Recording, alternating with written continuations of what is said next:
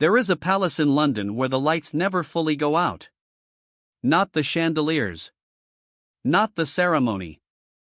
I mean the other lights, the ones in the small upstairs rooms, the ones that glow past midnight when two people sit across a table from each other and talk about what kind of country they want to leave behind. What kind of institution? What kind of name? Nobody photographs those lights. Nobody reports on them. They don't trend. They don't go viral. But they are, I have come to believe, the most consequential lights in Britain. I have spent the better part of 2 years watching Prince William and Catherine, not at galas, not at ribbon cuttings, not in the photographs where she turns and smiles and the whole internet collectively loses its mind. I've watched the in-between. The pauses before they speak. The choices they make when the cameras are off and the question on the table is quiet and heavy and has no easy answer. What I found was not the fairy tale. It was something stranger, and more interesting, and far more human than that. This is a story about two people in the middle of something enormous, trying to figure out how to carry it without it carrying them. It is also, I think, a story about all of us, about what happens when the world you were given doesn't fit the world you're trying to build, and you have to choose, every single day, whether to preserve the old thing or risk becoming something new. They chose. They are still choosing. Here is what that looks like from the inside. I keep a small notebook. Leather-bound, slightly embarrassing, the kind a person carries when they've spent too long in institutions and still haven't shaken the habit of writing things down before they disappear. I started it the year I began following royal policy, a polite phrase for what is actually an obsessive, low-grade scholarly fixation on how monarchies survive modernity, and, at the top of the first page, I wrote a question I thought I'd answer in a week. What does it take to change something that isn't allowed to change? I have filled 6 notebooks since. I have not answered the question. But I have gotten closer, and the closest I've gotten was in December of 2025, in a small briefing room with bad fluorescent lighting and a plate of biscuits nobody touched, when a palace source leaned across a table and said something so quietly I almost missed it. They're not trying to modernize the monarchy, she said. They're trying to earn it back. Start here, Cancer. Not as metaphor. As fact.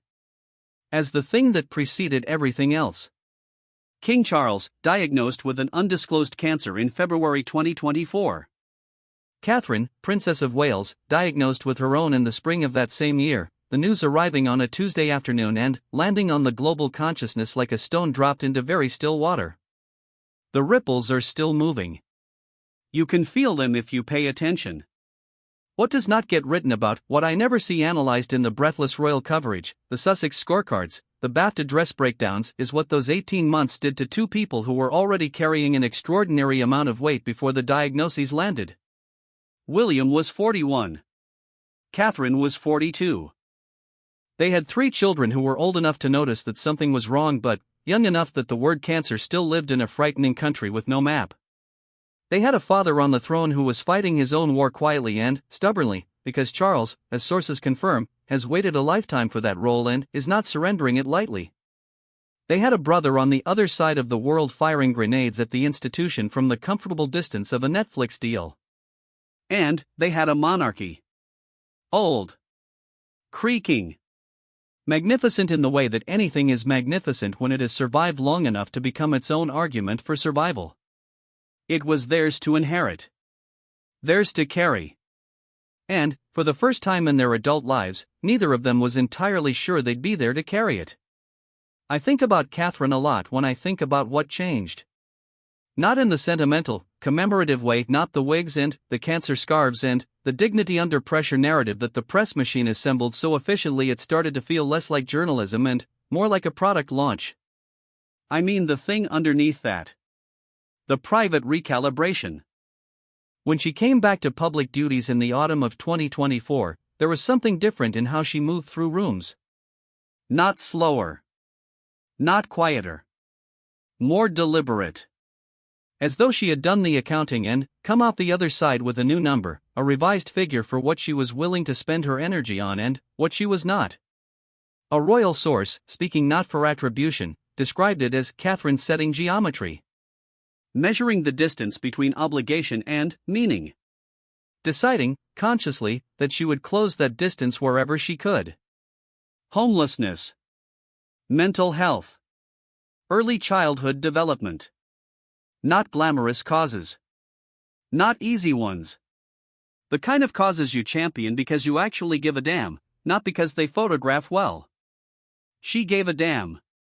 She gives a damn.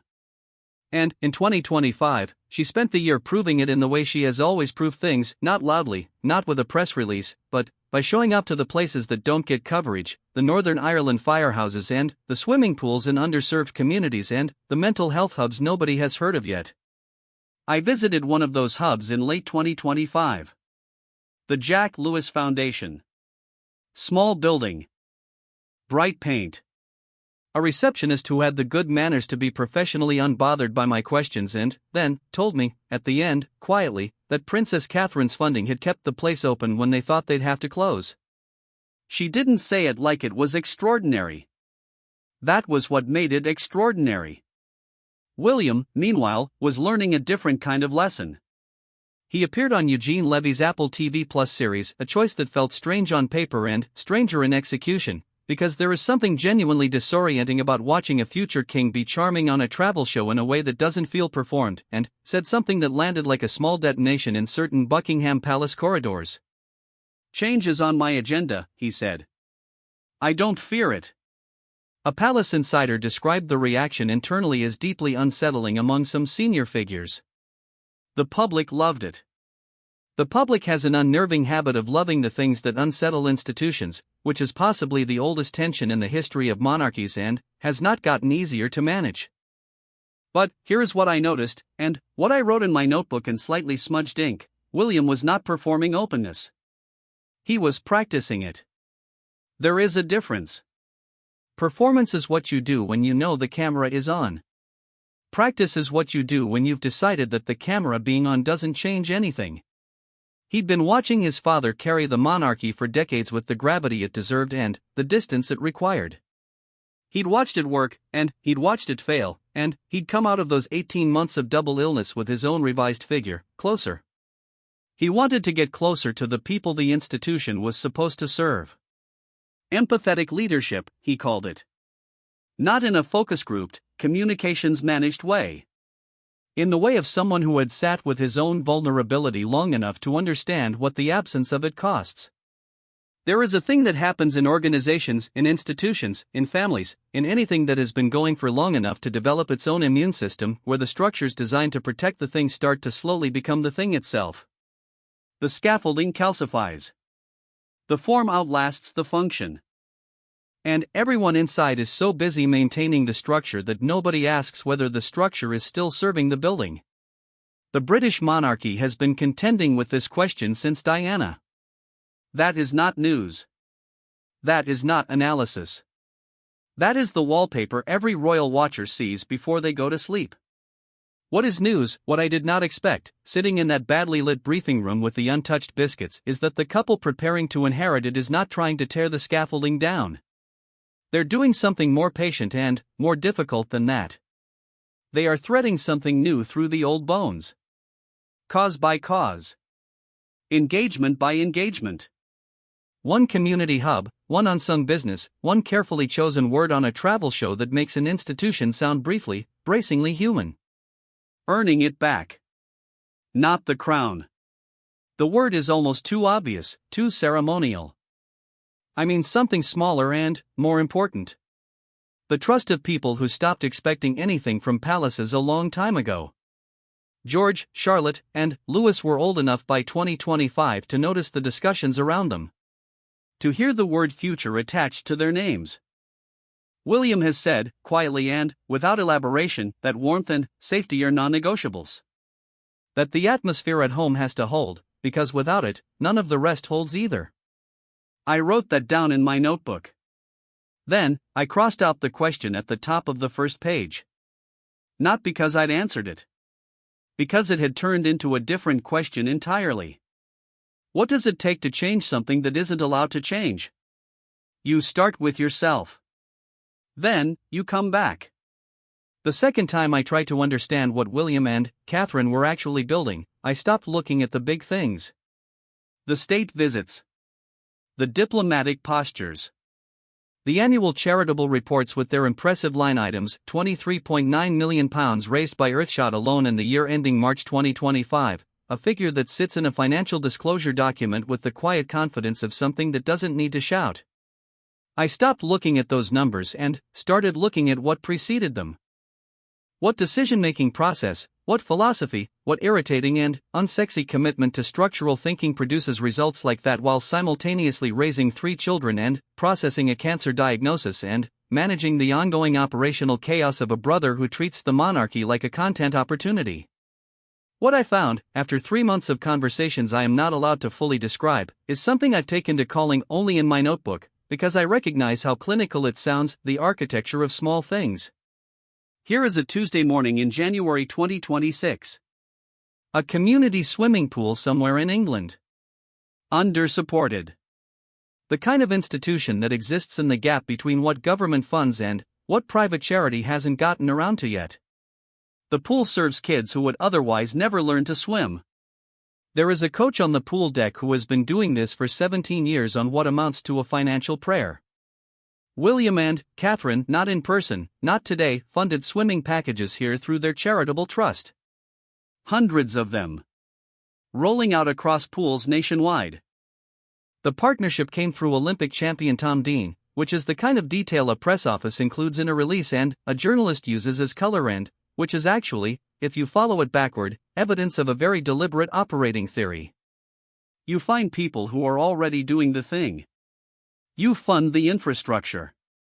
You don't rename it. You don't stand in front of it. You let it work. This is not how royal patronage has traditionally functioned. Royal patronage traditionally functions like a beam of light from a very expensive lighthouse, important, directional, and somewhat indifferent to what it illuminates. What it doesn't usually do is follow up. Iterate. Ask whether the money reached the pool. Catherine, by multiple accounts, asks whether the money reached the pool. There's a plan, confirmed in late 2025 to journalists at The Telegraph by a palace source who clearly wanted it known without saying it loudly, to use at least one engagement per month in 2026 specifically to spotlight businesses and community heroes that are doing significant work without recognition. There will be a real emphasis on showcasing some of the best of Britain, the source said. I have spent time with the phrase best of Britain and, I want to be honest about it, in the mouth of certain people, in certain rooms, it is pure public relations exhaust. It means nothing. It is a holding vehicle for photographs of the princess looking warm near a small business owner. In this context, I think it means something. Here is how I know.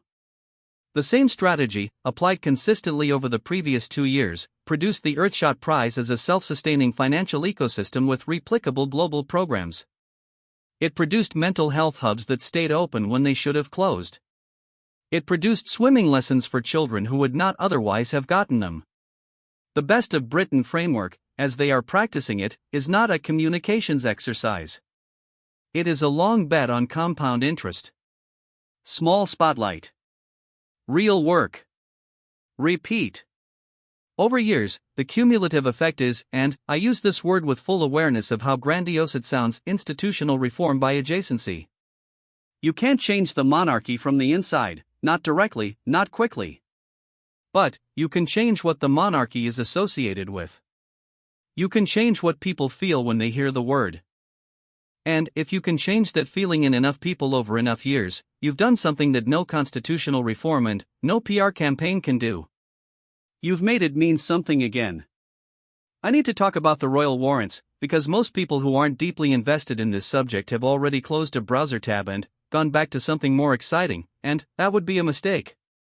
Spring 2026. William and Catherine become grantors of royal warrants for the first time, the ability to formally endorse companies and individuals who supply products and services to the royal household. The first Princess of Wales to hold this power in 115 years. Mary of Teck was the last.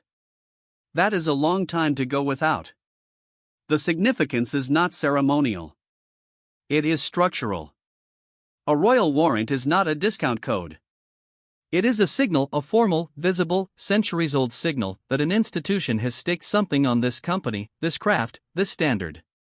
When a brand earns a warrant from William and Catherine, it gets the right to display the royal arms.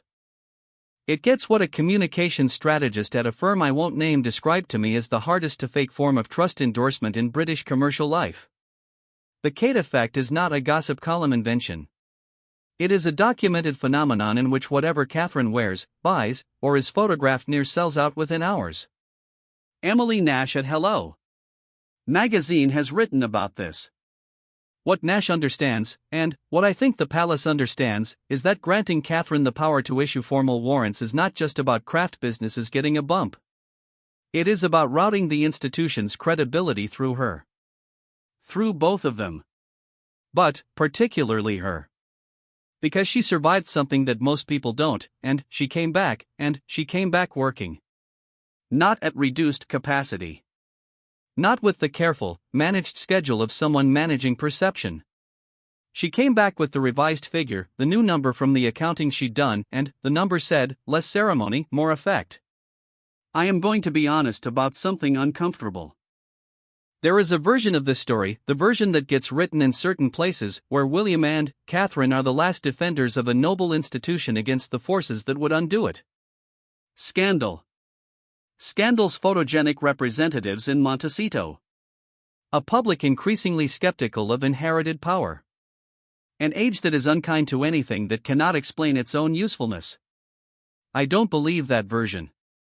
Not because William and Catherine aren't doing significant work. They are. Not because the monarchy isn't at genuine risk of losing its meaning if the next generation doesn't make it mean something. It is. I don't believe that version because it's too clean. Too binary. And the thing I've been watching for 2 years is not clean, not binary, and not particularly interested in heroes and villains. It is interested in Tuesday mornings. In a pool coach who gets to keep doing his job. In a mental health hub with bright paint and a professionally unbothered receptionist. In a stamp on a box from a company that makes something well and now gets to say by appointment to His Royal Highness the Prince of Wales and mean every syllable. Small things. Built slowly. The architecture underneath the architecture. I met a woman, she makes bespoke stationery, fine paper goods, the kind of thing that seems absurd until you hold it and understand why people have always wanted objects that feel permanent. She's been in business for 11 years. She applied for a warrant. I asked her what it would mean. She picked up a pen and looked at it. Proof, she said. That what I'm doing is worth something to someone who has to think carefully about what's worth something to them. She put the pen down. That's all anyone wants, isn't it? I started this story with a question I'd written in a notebook. I want to end it with a different kind of moment. Not a declaration. Not a thesis. A moment that happened in an ordinary room and has stayed with me the way that ordinary moments sometimes do, lodged somewhere between memory and meaning, resisting every attempt I've made to turn it into something neat. It is March 2026. I am sitting in the offices of a small advocacy organization that works on housing insecurity in one of the less photogenic parts of London. The kind of neighborhood where the regeneration projects have been promising to arrive for so long that promising to arrive has become a local joke with no punchline. The walls are covered in data visualizations and photographs of people in front of buildings that look like the beginning of something and the end of something simultaneously. The director is a woman in her mid-50s with the particular exhausted pragmatism of someone who has spent 20 years fighting the same war and gotten very good at losing only the battles she can afford to lose. She has met with representatives of Kensington Palace 3 times in the past 18 months. She is, by her own description, cautiously convinced that something is different. I've been through 3 royal patronage cycles, she says. There's usually a visit. Photos. A good follow-up call. Then, not nothing, exactly. But, a drift. The attention moves somewhere else. She pauses. The fluorescent light above us flickers once and decides against going out. This time the attention hasn't moved. They keep asking what the obstacle is. Not in a politician way. In it, she searches for the word in a contractor way. Like they want to fix the thing that's broken, not describe fixing the thing that's broken. I write contractor in my notebook and underline it twice. There is a trip coming. William is expected to visit the United States later in 2026 during the World Cup, a diplomatic deployment that has been described by some commentators as a charm offensive and, by others, as a statement of intent, and is probably both. The plan, reportedly devised in coordination with Number 10, is part of an effort to reinforce the UK's position in a global alliance structure that has been shifting in ways that make everyone in Whitehall slightly nauseous. A future king making his case in the country of Donald Trump, in the summer of a tournament that belongs to the Americas, while carrying the implicit argument that Britain is still worth knowing. It is, even by royal standards, a load-bearing trip. What strikes me, thinking about it, is not the diplomatic choreography. It's the person who will make that trip. William at 25 would have been prepared for it. Briefed. Appropriate. The product of the finest institutional grooming in the English-speaking world. William at 43 has survived something that changes people.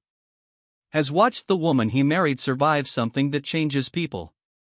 Has quietly, without press releases or formal announcements, made a series of decisions in the past 2 years that collectively amount to a philosophy, not a manifesto, not a brand, a philosophy about what leadership looks like when the era you're inheriting is genuinely new and you can't simply inherit the answers along with the title. He will carry that philosophy to America. He will shake hands with people who are suspicious of inherited privilege in the same way they're suspicious of inherited anything, and he will have to make the argument, not in words, which he is careful with, but in manner, in attention, in the quality of his presence, that this particular inherited thing still earns its place. I believe he will do it. I can't explain exactly why I believe it, which is unusual for me. I usually require evidence. Maybe it's the contractor thing. Catherine's return to public life in 2024 and 2025 was narrated, by the press, by commentators, by the relentless meaning-making machinery of public life, as a triumph of resilience. Brave princess defeats cancer and gets back to work. The tabloids had the photographs. The Instagram posts had the engagement numbers. The story wrote itself with its own momentum, the way stories about beautiful people who survive things always do. But here is what I noticed, sitting in that room with the stationery maker, with the housing director, with everyone I'd spoken to in the orbit of whatever William and Catherine are building. Catherine's return was not a triumph over illness. It was a clarification. She came back knowing something she didn't know before in the visceral, cellular way that only certain kinds of proximity to your own finitude can teach you. She came back with the revised figure. And the revised figure, I've thought about this longer than I should probably admit, is not do more. The figure is do less, but mean it. Every cause she champions now is one she's chosen by the standard the housing director named without realizing she was naming it. What is the obstacle, and how do we remove it? Not what is the narrative, and how do we embody it? The difference is invisible from the outside. From the inside, apparently, everyone feels it. I want to tell you about the children. George, Charlotte, Louis. Second, third, fourth in the line of succession. Old enough, by 2025, to understand that the discussions happening around them are about them, in some fundamental way that they are only beginning to have the vocabulary for. A royal insider, speaking to Heat World, noted that William and Catherine are placing strong emphasis on raising children with a deep understanding of their responsibilities. This is the kind of sentence that sounds official and could mean almost anything, and I have turned it over in my hands many times. What I think it means, they are trying to make the children understand why. Not the protocols. Not the duties. The why. Why any of this matters. Why showing up to the pool on a Tuesday matters. Why the stamp on the stationery box matters. Why a housing director who has spent 20 years fighting the same war gets to feel, at least this time, that the contractor is actually going to show up. William, on camera, in a moment of disarming simplicity, said he wanted warmth and safety and love to be present in his home. That those things had to be there, because without them, the rest didn't hold. It sounded like a parenting principle. It is also a governance principle. It is also, I can't decide whether this is profound or obvious, the two things being frequently indistinguishable, a description of what a functioning institution actually is. Not a monument to its own continuity. A place where people feel that the walls are warm. Late in my reporting, I went back to the briefing room where the palace source had said the thing that started all of this. They're not trying to modernize the monarchy. They're trying to earn it back. I asked her what would happen if they didn't manage it. She ate a biscuit. The first one anyone had touched in all my visits to that table. Then, it won't be earned, she said. And, we'll find out what that means. She looked at the plate. I think they know that. I think that's the thing that keeps the lights on. I still keep the notebook. 7th one, now. The question at the top of the first page is long since crossed out. In the margin, in the small hours of a February night after a long week of conversations that went nowhere, and then, somewhere, I wrote 4 words I didn't plan to write. I haven't crossed them out yet. They're trying. Watch.